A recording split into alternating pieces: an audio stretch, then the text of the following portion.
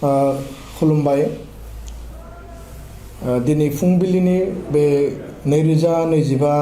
गोदान बोसोर बे मायथाइयाव गिबियाव दुलाराय बर' फरायसा आफादनि जानानै गासै बर' फिसाफोर, बर' आइ आफा रायजो राजा, बिटिआर बड'लेण्डआव थानाय, बर' कसारि काउन्सिलाव थानाय, कार्बि आंलं डिमा हासाव आसाम नाङै जेसेबां बर' रायजो राजा बिथांमोन दङ, लोगोसेनो नेपालाव आरो बांलादेशआव, वेस्ट बेंगलाव, मेघालयआव, बेंगलराव, दिल्लीआव जेरावखि थाया मानो, बुहुमनि जिखि खनायाव थाया मानो, साफ्रोमखौबो गोदान बोसोर 2025 बे इंराजि मायथाइनि गोसो गोरबोनि हामलायनाय, खुलुमनाय आरो साफ्रोमखौबो गोग्गो देहा आरो इयुन जि फैबाय थानाय 1 बोसोर 2025 बे जाफुंसारनायनि थाखाय आनान गसाइनियाव आरज गाबबाय। दिनैनि बे गोदान बोसोराव बे फुंबिलिनि समाव गासै बर'नि पर्टेल बे मिडियानि गेजेरजों बर' हारिनि थामोनथा रैखाथिनि थाखाय, बर' हारिनि माहारिबाद, बर' राव, बर' हारिमु बेनि गासै बिथिंनि जौगानाय, बेनि रैखाथिनि थाखाय दुलाराय बर' फरायसा आफादा थांनाय समाव जेरैबायदि हाबा मावदोंमोन, बिनिख्रुइ आरोबाव रासिन आरो गोख्रोंसिन हाबा मावलांनायनि थाखाय जोङो अराय समायखिरा लायो। जोंनि दालाय, जोंनि दख'रा, जोंनि जिल्ला, जोंनि कलेज इउनिट कमिटि, जोंनि इउनिभार्सिटि इउनिट कमिटि, जोंनि मिरु आफादनि साफ्रोमबो गासै गोख्रों दैदेनगिरिफ्रा रोजा रोजा जोंनि मावथि, जोंनि वार्कार्सफ्रा हारि दानायनि थाखाय जान्थ्रि खाफ्रानानै खामानि मावलांगोन आंहा गोसोआव गोथौयै फोथायनाय दङ। दा बे बुब्लियाव जोङो जेखौ जेब्लायबो मोनदाङो जे गोजोन आरो खौसेथिखौ जों जेब्लाबो हास्थायो आरो थांनाय समनि जे मोनसे दुं हाव थासारिमोन, दिनै बे थासारिखौ जोङो अभारकाम खालामनानै 2020 मायथाइनि उनाव बे गोजोन गोरोबथानि उनाव बड'लेण्ड ओनसोलाव, आसामाव बर' हारिनि जे थामोनथा रैखाथिनिखौ बिथा खालामनानै जे गोजोन गोरोबथा खालामनाय जादोंमोन, बिनि गेजेरजों दिनै गोजोना गायसनजाबाय आरो खौसेथिनि जे मोन्थोर, बे मोन्थोरखौ लानानै बड'फाया जेखौ बुंदोंमोन, बड'स अफ द वर्ल्ड इउनाइट, बुहुमनि बर'फ्रा खौसे जानांगौ, जों दिनैबो खावलायगोन। जेसेबां जोंनि आफादफोर दङ, जेसेबां जोंनि गौथुमफोर दङ आरो बियो माहारियारि आफाद, फरायसा आफादानो जा, लोगोसेनो जोंनि बर' हारिनि दैदेनगिरिफोरजों दैदेनजानाय राजखान्थि हान्जायानो जाया मानो, जों खौसेथिनि थाखाय अरायबो साननांगोन, हाबा मावनांगोन आरो जों आवगायलांनांगोन। आरो बेखायनो आंहा गोथौ फोथायनाय दङ जे थांनाय समफोराव जिफोर एना एनि, जिफोर जोंनि गेजेराव गोनो गोथो सानलायनाय, गावजों गाव हिंसा हिंसि सानलायनाय, दान्थे बिदान्थे, बेफोरखौ जोङो नागारनानै फैबाय थानाय समाव जोङो गोख्रोङै बर' हारिनि अराय जौगासारनाय आरो जाफुंसारनायनि थाखाय खौसेथिनि मोन्थोरजों बयबो हाबा मावलांगोन आंहा बिसास दङ। खारन भाइब्रेन्ट बड' कमिउनिटि दानायनि थाखाय, बर' हारिखौ गेरेमसा माहारि दानायनि थाखाय बड'फाया जोंनि जे आदर्श होनानै गालांदों, जे मोनसे जोंनि प्रिन्सिपल आरो जे फिलसफि होनानै गालांबाय, बे आदर्श आरो बे जे खुन्थियाखौ होसोनानै दुलाराय बर' माहारिया खामानि मावगासिनो दङ। आरो दुलाराय बर' फरायसा आफादा जों फायखि बायदि भलन्टियार हिसाबै हारिनि निर्माणनि थाखाय, हारि सेबा खालामनायनि थाखाय जों खामानि मावगासिनो दङ। दा मानगोनां रायजो राजा नोंथांमोन, नैबे मिडियानि गेजेरजों 2025 सनाव दुलाराय बर' फरायसा आफादनि जिफोर जोंनि प्लेस, जोंनि जि समायखिरा, जोंनि जि टारगेट बा जोंनि जि माने हाबा मावनायनि जि मोनसे गल एजेन्डा जों सेट खालामदों, बे एजेन्डाफोरनि गेजेराव गुबैयै बर' बिजों सोलोंथाइखौ गोख्रोंसिन आरो राफोदसिन फोथांना लाखिनांगौनि थाखाय जिखिनि जेंना जेंसि दङ बेखौ सुस्रांनायनि थाखाय जों गोख्रोङै हाबा मावगोन। आरो बर' बिजोंजों गोग्गो सोलोंथाइ, गुन गोनां सोलोंथाइ लानांगौनि थाखाय जोंनि फरायसा फरायसुलिफोरखौ लानानै जिखिनि हाबा मावनांगौ दङ, जों बेखौ हाबा मावलांगोन। बादायलायनाय आनजादाव, कम्पिटिटिभ आनजादाव जिखिनि जोङो एफर्ट होनांगौ, जिखिनि जों एवारनेस आरो काउन्सिलिं होनांगौ बे गासै काउन्सिलिं एवारनेस आरो अरियेन्टेसननि थाखाय जों गोख्रोङै हाबा मावगोन दुलाराय बर' फरायसा आफादा जों गोथौयै मिथियो जोङो रियेलाइज खालामो जे बर' रावा 80 सिडुलाव रिकगनिसन मोनबाय आरो बेजों लोगोसेनो आसामनि लोगो सरकारि राव एस'सिएट अफिसियेल लेंगुवेज हिसाबै दिनै मर्यादा मोनबाय थेवबो दिनै बर' रावखौ आसाम जुडिशियेल सार्भिस बे आसाम जुडिशियेल सार्भिसाव माने दाबो बेखौ थिसनैनि थाखाय बा बेयाव लेंगुवेज जे अपसन गैयैनि थाखाय जोंनि जुडिशियेल सार्भिस CGM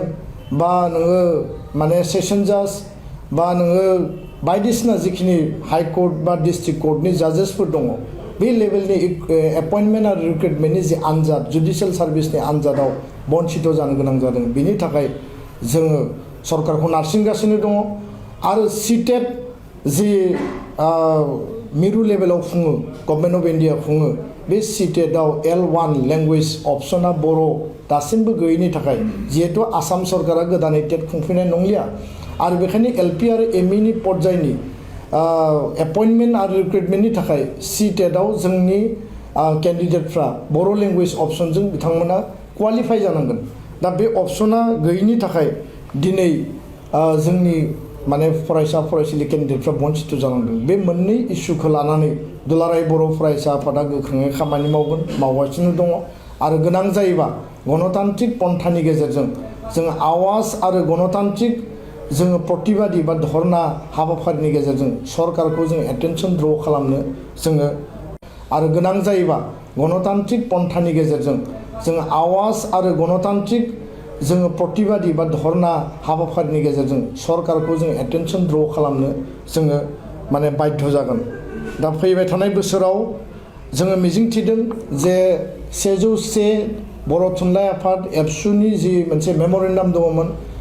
हायार सेकेन्डारि बर' मिडियामनि आपग्रेडेसननि खोथा 50टा बर' मिडियामनि मडेल हाई स्कुल गायसननायनि आदर्श बिद्यालय गायसननायनि खोथा आरो बेजों लोगोसे फोरोंगिरि थिसननायनि बाथ्रा आरो लोगोसेनो 6.3 नि गेजेरजों स्कुल प्रभिन्सियेलाइजेसननि जि मेटार बिटिआर आरो आसाम नाङै बे जेंनाखौ 2025 नि गेजेराव पूर्णांग भाबै जोङो सुस्रांनांगौनि थाखाय जि लेभेलाव एफर्ट खालामनांगौ जि लेभेलाव सरकारखौ नारसिननांगौ आरो जि लेभेलाव सरकारखौ एटेनसन ड्र खालामनांगौ बे लेभेलखौ जोङो गोख्रोङै जोङो हाबा मावगोन बेखिनि खोथाखौ आं स्पष्टयै दिनैनि बे गोदान बोसोरनि जागायजेननाय सानाव रायजो राजानो आरो सरकारनो आं मिथिहोदों लोगोसेयैनो दुलाराय बर' फरायसा आफादनि दिनैनि जि टप प्रायरिटि एजेन्डा जोङो जि मोनसे बुजाबुजि पिस एकर्ड बा पिस एग्रिमेन्ट खालामबाय आरो मोनसे एग्रिमेन्टआ मोनसे जातीय दलिल 93 नि एग्रिमेन्टआ एकर्डआबो मोनसे जातीय दलिलमोन आरो 2003 नि BTC एकर्डआबो मोनसे जातीय दलिल आरो 2020 आव खालामनाय बर' गोजोन गोरोबथा बिटिआर एग्रिमेन्टआबो मोनसे जातीय दलिल आरो बे जातीय दलिलखौ मावफुंनायनि गेजेरजों बेयाव लिरनाय मोनफ्रोमबो खोथा मोनफ्रोमबो सेन्टेन्स मोनफ्रोमबो वर्ड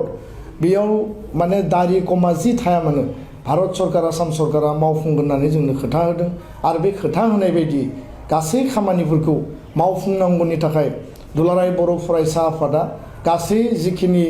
सोमावसारग्रा आफादफोर दङमोन सिगनेटरि अर्गेनाइजेसनफोर दङमोन बिथांमोनखौ लोगोआव लाफानानै जोङो खोब स्पष्टबादि आरो गोख्रों मोनसे नीति लानानै जों हाबा मावगोन आरो बिनि बेलायाव जिफोर एकर्डनि दफाफोरा मावफुंजाबाय सरकारखौ जों धन्यबादबो होनांगोन आरो सरकारा बे हाबाफारिफोरखौ मावफुंनायाव जथेस्थ' सिनसियारिटिबो दिन्थिदों नाथाय माखासे जिखिनि जोंहा आद्रा दंबावो माखासे आद्रा थानाय दफाफोरा डिले जायाखै नङा जादों आरो बेखायनो टाइम बाउन्ड इमप्लिमेन्टेसननि थाखाय जोंनि जि नाजानाय एफर्ट आरो रिलेन्टलेस जोंनि जि प्रेसार बे प्रेसारा कन्टिनिउसलि सोलिगासिनो दङ मिजिंथिदों 2025 नि माने आधा बाहागोआवनो फैबाय थानाय माने 3 निफ्राय 6 दाननि गेजेराव मेजर जिखिनि जोंहा एचिभमेन्ट मोनबावनांगौ दङ जिखिनि जोङो एचिभमेन्ट मोननांगौनि थाखाय जिखिनि हाबा मावनांगौ दङ आरो बे बेलायाव जुदि बिटिआर बड'लेण्डनि खोथाखौ जुदि जोङो रायखाङोब्ला बेयाव गामि सोसननांगौ दङ बेयाव समस्ति 60टा बांहोनांगौ दङ बेयाव डिपार्टमेन्ट बारायनांगौ दङ आरो फाइनान्सियेल अट'नमिनि गेजेरजों जोंनि जि बड'लेण्ड जि काउन्सिल बा बड'लेण्ड टेरिटरियेल रिजन बे 6 सिडिउल काउन्सिलखौ जोङो मजबुत खालामनांगौनि थाखाय बा मोनसे स्टेटास आरो स्टेन्डार्ड बे पर्यायाव लांनांगौनि थाखाय जिखिनि हाबा मावनो गोनां दङ बे फैबाय थानाय समाव गोख्रैनो जोबगोन आरो जोङो जिहेतु हाबा मावबाय थादों बिनि सायाव जोंहाबो मोनसे माने टारगेट जोङो बेखौ खानानै लादों। गुबुन मोनसेया जाबाय बर' कसारी काउन्सिलनि जि माने फुल फ्लेजेड जि स्टेटास बेनि गामि नटिफिकेसन खालामनांगौ, बेयाव समस्ति निर्धारन खालामनांगौ, बिसायख'थि खुंनानै नांगौ रोखोमनि बेयाव जे पुँजि होनांगौ, फाइनान्सियेल जिखिनि माने बेयाव 10-12 लाख बर' सुबुंफोरखौ जौगानायनि थाखाय माने पुँजि होनांगौ, बे पुँजि होनांगौनि बेलायाव सरकारा जथेस्थ' बिथांमोना माखासे नेग्लेक्ट खालामनायखौ जों नुदों आरो नांगौ बायदि साफिसियेन्ट पुँजि होआखै। दा बेखायनो बे बिथिंखौ आबुङै मावफुंनांगौआ जोंनि सल रेसपन्सिबिलिटि, बयनिबो रेसपन्सिबिलिटि। आरो बिटिआर काउन्सिल, बर' कसारी काउन्सिल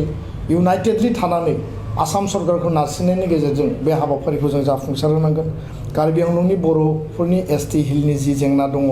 बे जेंनाखौ समाधाननि थाखाय बिभिन्न एंगोलजों बे हाबा मावनाय जादों आरो बेयाव जथेस्थ' बाधा, जथेस्थ' रेस्ट्रिक्सन, अबस्ट्राक्सन्स गैया नङा दङ आरो स्वयं बे कार्बि आंलं ओनसोलनिफ्रायनो बे अबस्ट्राक्सनफ्रा फैदों। दा बेखायनो बे अबस्ट्राक्सनफोरखौ गैया खालामनानै भारत सरकारखौ जोङो कनभिन्स खालामनानै बेखौ जाफुंहोनांगौआ जोंनि बयनिबो बिबान। 2003आवबो दंमोन, 2020आवबो दङ। दा बे बिबाना जोंहा थाबाय आरो बारग' एनडिबिफोरनि जिखिनि जेंना जेंसिफोर दङ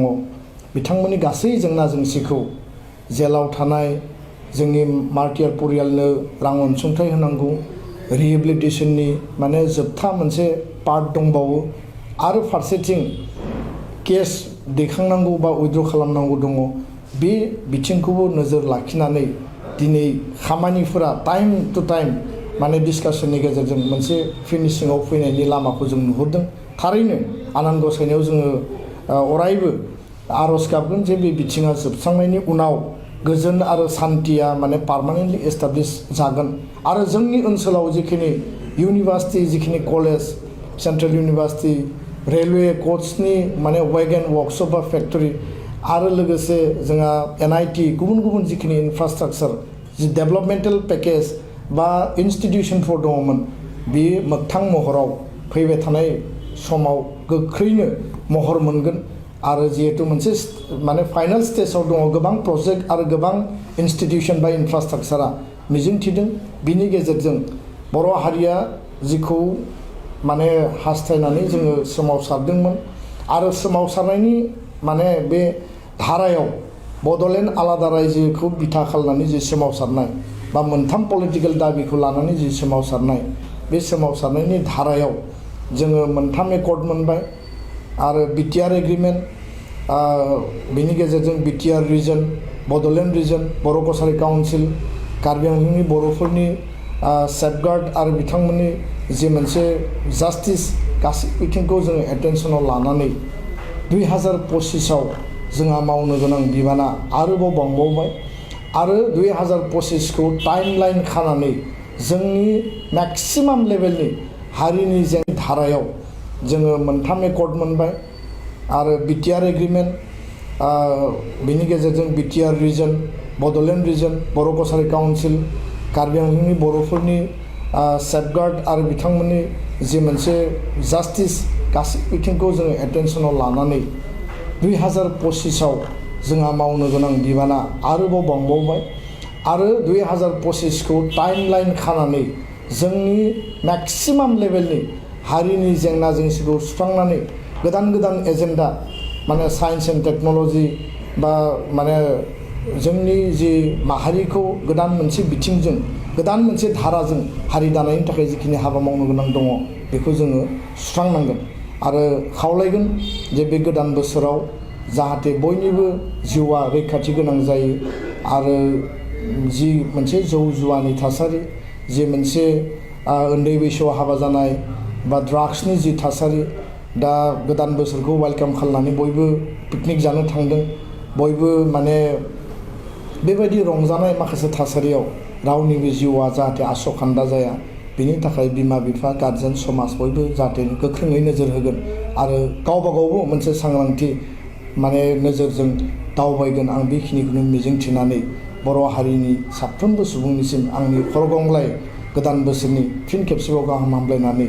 हारिनि गासै बिथिंखौ नोजोर लाखिनानै दुलाराय बर' फरायसा आफादा जोङो निष्ठा आरो मोनसे बिसासनि गेजेरजों हाबा मावलांगोन बेखिनिखौनो फोरमायबाय। गोजोन्थों।